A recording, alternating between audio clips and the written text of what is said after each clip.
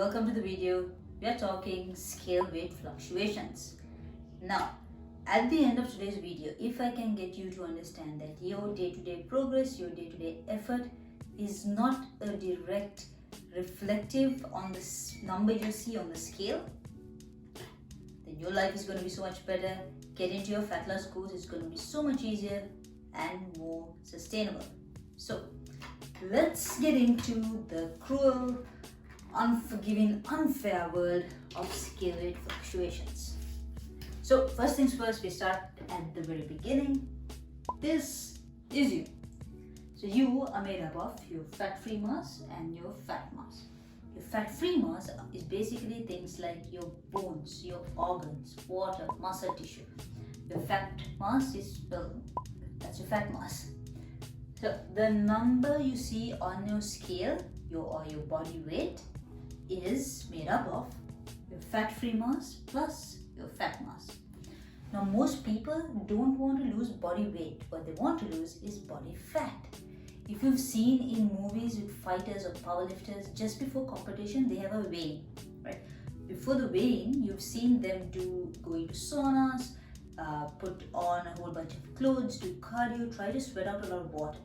This is body weight manipulation, alright?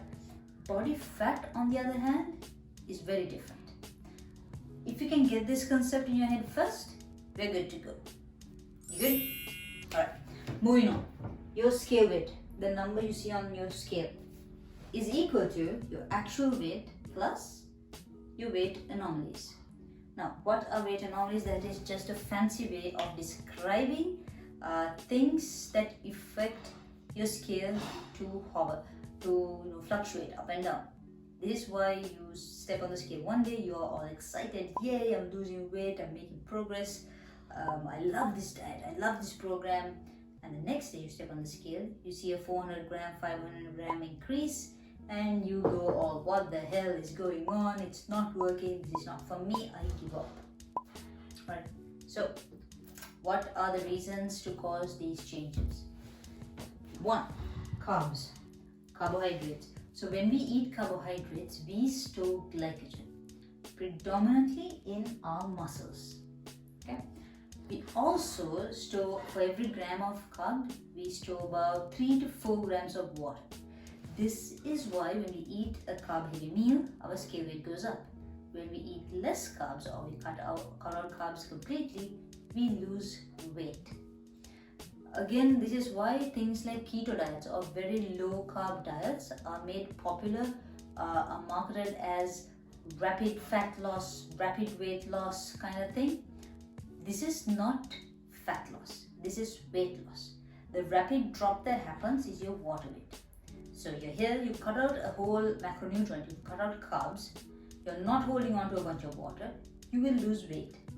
But you stall. When it comes to body fat, when you're losing body fat, that is a much slower process, right? So, moving on, sodium. I'm not going to talk about hormones like aldosterone and things like that. We'll keep it simple. Basically, if you eat more salt than you are used to for your body, you will hold on to water, thus making the scale go up.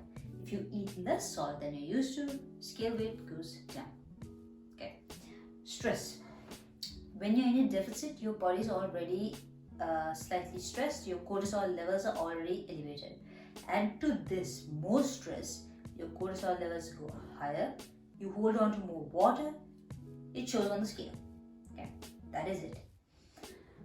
People argue about stress, saying stress is a direct, basically stress directly makes you gain body fat. That is not the case. What happens is, when you're really, really stressed and you start stress eating and you eat in a surplus, then you will gain body fat.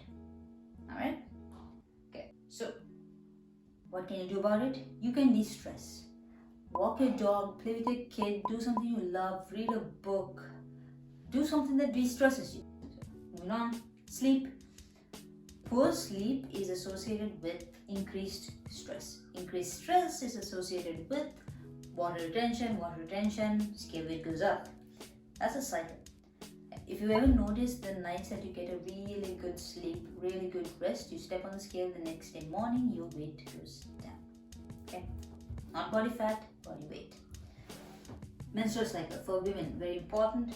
When you are on your period, you will 100% weigh more on the scale. This is normal. Don't stress about it, just know that it's normal and that in the next couple of days, your weight will go back to its regular actual weight. Okay? Late meals. If you consume a meal, your dinner late at night, compared to other days, say usually you have a meal at 8, now you have it at 10:30, you've got more food volume. Okay? You've got more food in your system. So it's the same thing as holding a glass of water, stepping on the scale. You will weigh more. You keep the glass of water, you step on the scale, you weigh less. It's just a higher volume of food still in your system. Okay?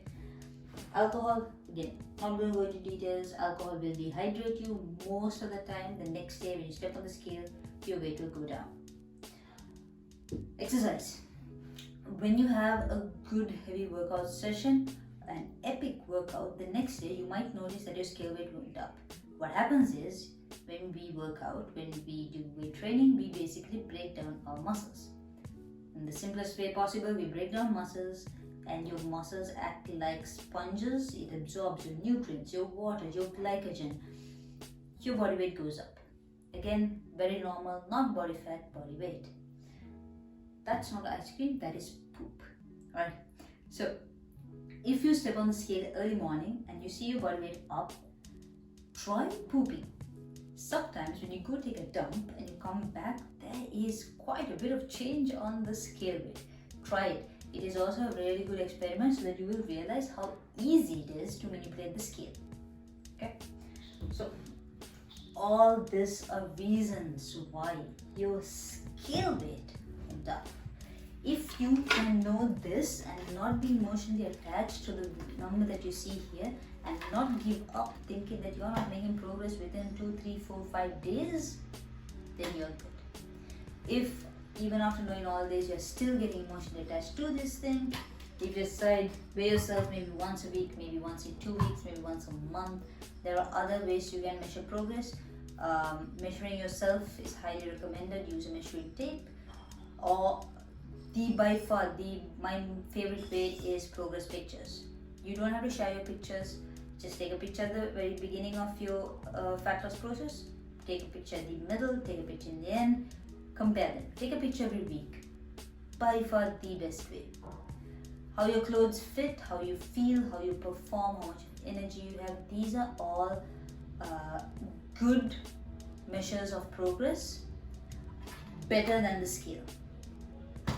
So don't get emotionally attached to it. It is a good long-term progress measuring tool, but that is it.